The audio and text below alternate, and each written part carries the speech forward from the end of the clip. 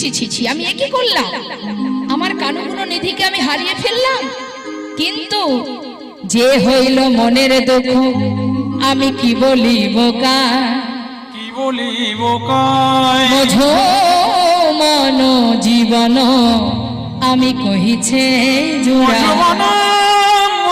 জীবন জীবন আমি কইছে জুড়া। কোথায় জুড়াবো? ঠিক আমার বুদ্ধি।